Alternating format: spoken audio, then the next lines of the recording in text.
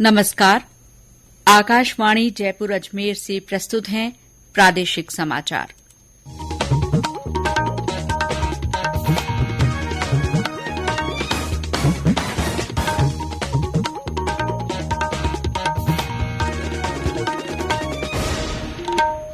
मुख्य समाचार। प्रधानमंत्री नरेंद्र मोदी ने 70,000 से अधिक अभ्यर्थियों को नियुक्ति पत्र वितरित किए। जयपुर और कोटा में 446 युवाओं को नियुक्ति मिली। केंद्रीय मंत्री अनुराग ठाकुर ने राजस्थान में महिलाओं के खिलाफ अपराध बढ़ने और राज्य सरकार पर मूक दर्शक बने रहने का आरोप लगाया। मुख्यमंत्री अशोक गहलोत ने विधानसभा में कल पारित न्यूनतम आय गारंटी विधेयक को ऐतिहासिक बताया। कहा, इसके तहत साल में 125 दिन का रोजगार सुनिश्चित होगा। और प्रदेश में कई स्थानों पर भारी बारिश हुई है। सबसे ज्यादा 12 सेंटीमीटर बरसात बीकानेर जिले के कोलायत में। समाचारों के साथ मैं शीला चावला। और अब समाचार विस्तार से। प्रधानमंत्री नरेंद्र मोदी ने आज वीडियो कॉन्फ्रेंस के माध्यम से 70,000 से अधिक अभ्यर्थियों को नियुक्ति पत्र वितरित किए। श्री मोदी ने कहा कि रोजगार मेला देश के युवाओं को सशक्त करने और राष्ट्र की प्रगति में उनकी सक्रिय भागीदारी को प्रोत्साहित करने का प्रयास है। उन्होंने कहा कि वर्ष 2047 तक भारत को एक विकसित राष्ट्र बनाने के प्रयासों में युवाओं की भूमिका बेहद महत्वपूर्ण होगी। प्रधानमंत्री ने कहा कि आजादी का अमृत महोत्सव के दौरान देश के विकास पथ पर बढ़ते हुए एक सरकारी कर्मचारी के रूप में काम करने का अवसर मिलना गौरव और सम्मान की बात है।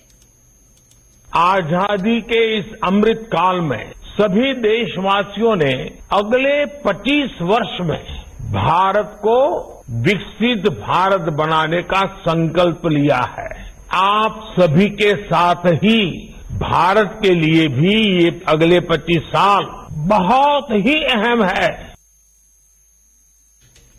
जयपुर और कोटा में भी ये रोजगार मेले आयोजित किए गए। जयपुर में रोजगार मेले को संबोधित करते हुए केंद्रीय जल शक्ति मंत्री गजेंद्र सिंह शेखावत ने कहा कि आजादी के इस अमृतकाल में प्रधानमंत्री ने देश को गवर्नेंस का नया मॉडल दिया है। उन्होंने नवनियुक्त कर्मचारियों से देश के निर्माण में संकल्पबद्ध होकर काम करने को कहा।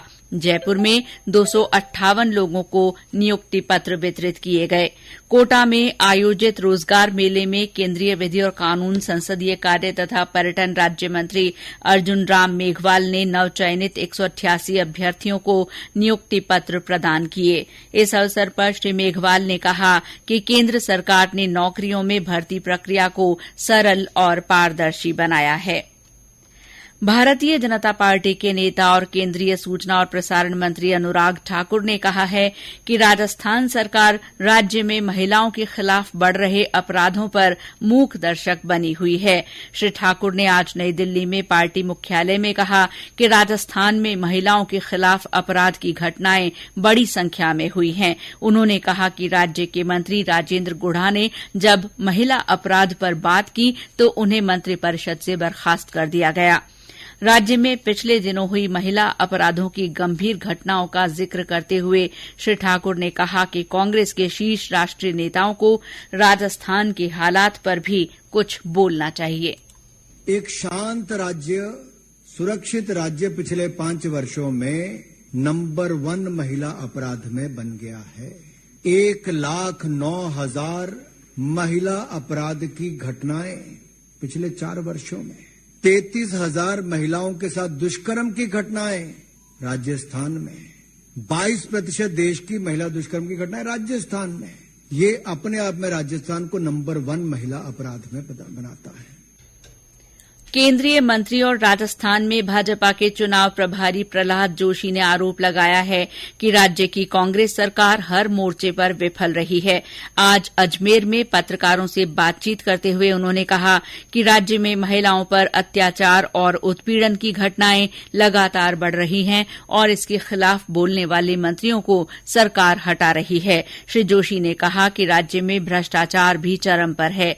उन्होंने कहा कि राजस्थान में चुनाव जीतने के लिए भाजपा ने विशेष रणनीति बनाई है। कार्यकर्ताओं को केंद्र की योजनाओं का प्रचार प्रसार करने के निर्देश दिए गए हैं।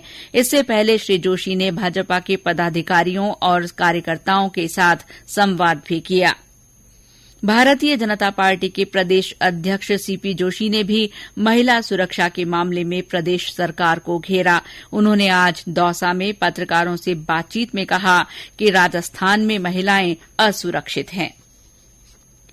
प्रदेश में होने वाले चुनावों से पहले कांग्रेस सहित कई पार्टियों के नेताओं ने आज भारतीय जनता पार्टी की सदस्यता ग्रहण कर ली। पार्टी के प्रदेश अध्यक्ष सीपी जोशी, प्रदेश प्रभारी अरुण सिंह और नेता प्रतिपक्ष राजेंद्र राठौड़ ने आज 17 नेताओं को भाजपा की सदस्यता ग्रहण कराई। इनमें पिछले विधानसभा चुनावों में कांग्रेस प्रत्याशी डॉ शिवचरण कुशवाहा, कांग्रेस नेता और पूर्व विधायक रविन्द्र सिंह बोहरा, कांग्रेस नेता विवेक सिंह बोहरा, माकपा से पूर्व विधायक पवन दुग्गल, उनकी पत्नी रानी दुग्गल, विष्णु भांभू, बसपा नेता लल्लू राम बैरवा, रिंकी वर्मा, पूर्व सांसद धन सिंह रावत शामिल हैं।